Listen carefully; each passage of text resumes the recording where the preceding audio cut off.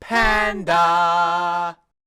Hello, I'm Alex, also known as Mr. Panda, and this is my review of The Princess Guide for the Nintendo Switch.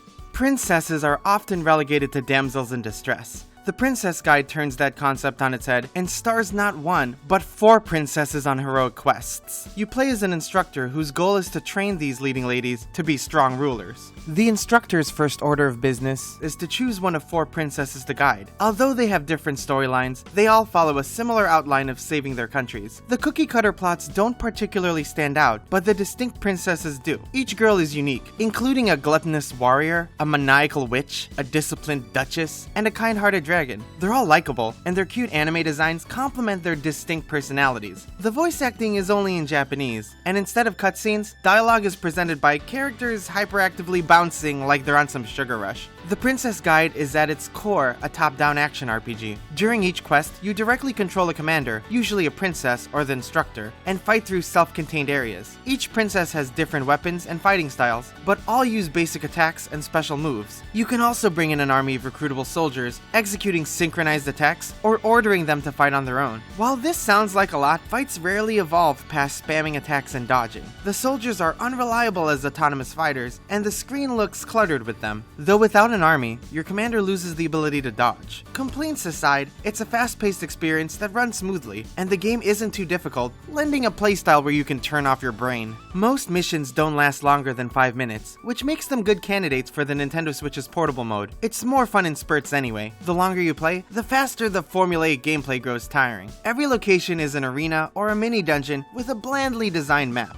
The areas are only discernible by their terrain visuals and by their relics, obstacles spread out across the land. Relics are amusing because you can claim them and use them against your foes. Otherwise, there isn't much depth. Nearly every objective is to fight through monotonous waves of enemies and the occasional boss. The Princess Training Regimen is the game's shining beacon. Based on how you fight, you gain essences of knowledge known as materia. You can praise or scold your princess during battle to help her learn the equipped materia. It sounds like a creepy behavioral experiment, but your direct guidance lends her wisdom and buffs. I just wish it was clearer how praising versus scolding affected her growth. As you teach your princess, her attributes raise, which in turn grants you skill points to invest into your instructor's abilities. You can then use mastered materia to enhance weapons, which alter your powers. This engaging progression loop is what kept me coming back to the grind. Each princess also has her own minigame that offers bonuses, but these minute-long affairs have little long-term value. Instead of a traditional overworld, there is a board game map where you can dispatch squads and send them on missions. Both your squads and enemy units move across the world in real time. This feature had potential for tactical gameplay. Unfortunately, there's very little strategy involved. Almost every world map mission involves getting your units to a destination or enemy skirmish before an in-game timer ends. There are a few interesting quests where you escort a moving convoy or defend a stronghold, but they're few and far between. There aren't really situations that task you to carefully micromanage with urgency. Although you can dispatch up to 4 squads, including weak generic units, you only ever need your strongest 1 or 2. The fact that the game rarely incorporates all 4 characters at once is a missed opportunity. Given the real-time strategy system, I was awaiting a glorious moment where I could coordinate them all on the battlefield. Although there is a chapter where the 4 convene, it's a brief one. A first playthrough takes about 10 hours, but you can continue with a couple post-game missions or with New Game Plus, in which you retain all your materia and equipment. The game intends for you to play multiple times, reaching every ending with all characters. While replays are faster, they're not as attractive due to the campaign structure. You play through all 4 princesses' introductory missions, choose which princess to raise, then finish the game off with 3 final chapters, including the joint episode. So no matter which princess you pick, 5 out of 7 chapters are identical per playthrough. Factoring in how tedious grinding was, replaying the game felt more like a chore. I did enjoy the best ending route, which fulfilled my wishes for a harder chapter that incorporated each princess,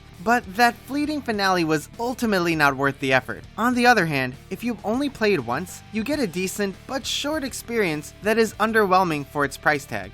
The Princess Guide is packed with a plethora of interesting ideas, but they all lack depth. Ironically, it's the mindless gameplay that makes the top-down combat entertaining, but that doesn't excuse the unsubstantial dungeon design. The real-time strategy-based overworld never develops beyond a means of travel, and while raising the princesses is engaging, the system is crippled by a shallow post-game. If you enjoy the developer's previous title, Penny Punching Princess, you may enjoy this cute action RPG. Otherwise, the Princess Guide has its moments, but mainly feels like a series series of missed opportunities. I give The Princess Guide a 6 out of 10. Thank you for watching. If you enjoyed the video, it would be awesome if you give it a like, and please be sure to subscribe to my channel for more in-depth Nintendo reviews. Don't forget to share your thoughts or questions about The Princess Guide in the comment section below. This was Alex, aka Mr. Panda, and until next time, bye bye.